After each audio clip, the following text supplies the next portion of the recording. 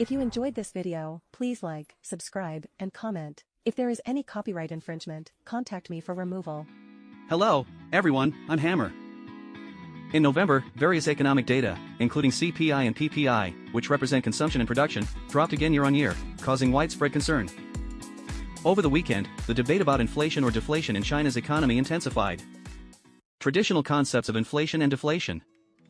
It occurs in the production and consumption cycle, so people identify whether the market is inflation or deflation based on the price index.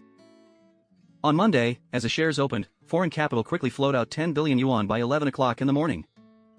Then, although a powerful mysterious force intervened, it pushed the index back to 3,000 points before closing, but still sold 3.2 billion net all day. It's hard to say this level of selling wasn't impacted by the weekend economic data. Many friends asked me about the reasons for the double downturn on the consumer and production sides and its impact on the overall economy in 2024. In November, both consumption, production, and the real estate market experienced significant diving. Admittedly, at this time, it can be convenient for everyone to understand and judge the situation. November's CPI continued the downward trend with a 0.5% decline compared to the previous 2 months. It also declined by 0.5% YoY, which is worse than the expected 0.1% and 0.2% decrease. CPI is a price investigator who gathers price information from major stores in each region, calculates the weighted consumption level, and summarizes the results as the degree of price increase. The statistical scope does not cover all consumer goods, but selects 8 categories and 268 basic categories, each with its own corresponding proportion.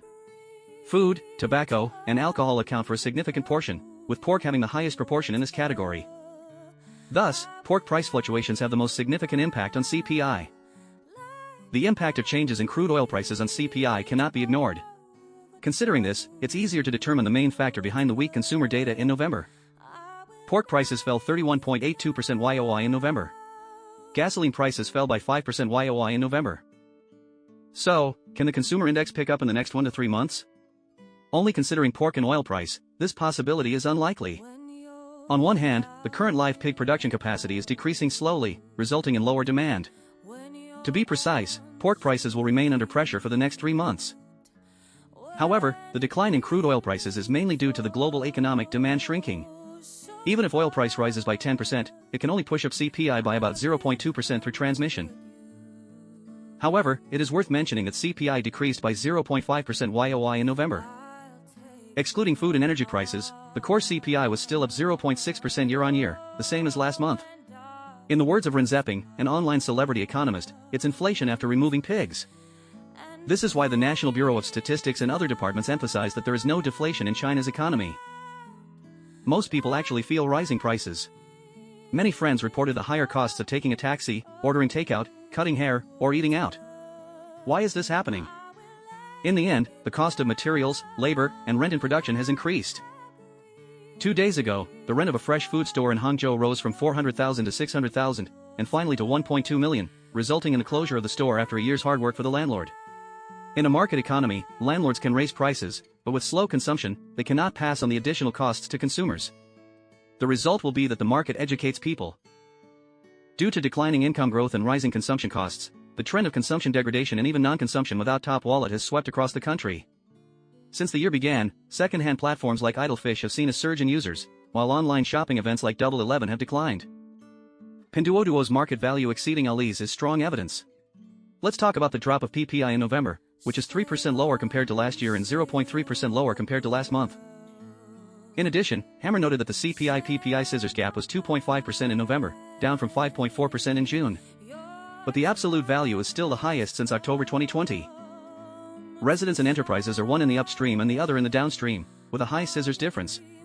The upstream means of production has increased significantly, while the downstream consumer price remains low. Because both of them affect workers' demands for remuneration. As a result, industrial enterprises' profits and production enthusiasm have significantly dropped. When discussing this year's credit supply, we stated that most of the nearly 18 trillion new loans made by enterprises were not used for expanding production, but rather converted into deposits for residential departments in an inexplicable manner. So credit data and PPI data. It also echoes. Macro data remains depressed, with insufficient expectations, causing asset prices to shrink. The property market is the most typical one. The price decline channel has been going down since the beginning of this year, especially the housing price in Baiqing, which has fallen for 9 consecutive years since February. In November, the price of second-hand houses in Sanya, the only city in Baiqing, rose. The remaining 99 cities all fell. Notice that new buildings in hot cities are being promoted at reduced prices, causing dissatisfaction among old owners.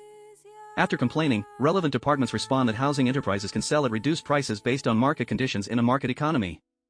These cities include Suzhou, Nanjing, Chengdu and Shenzhen. This is opposite to the attitude of local governments in the first half of the year, which is to limit the decline and interview housing enterprises with price reduction. As I mentioned in the previous video, the housing enterprises cannot be saved by bank blood transfusion alone. The only way for them to save themselves is by reducing the price of new houses. The hammer is not surprised by this. Only when inventory is transferred from developer to buyer, with cash flow back, can housing enterprises be saved in distress.